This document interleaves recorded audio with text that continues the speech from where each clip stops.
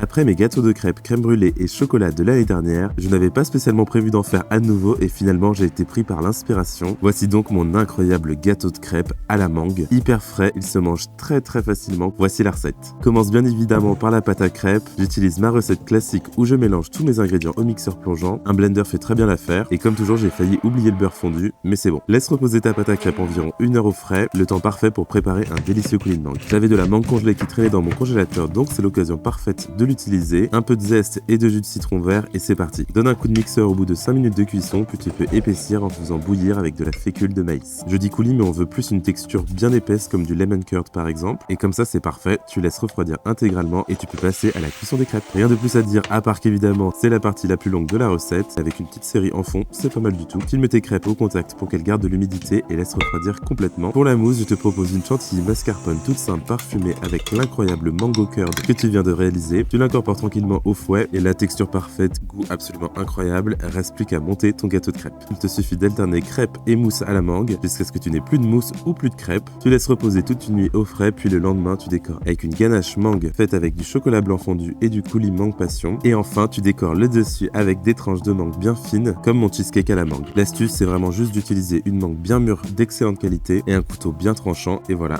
c'est prêt. N'oublie surtout pas de t'abonner et de me dire ce que tu en penses en commentaire. Bye!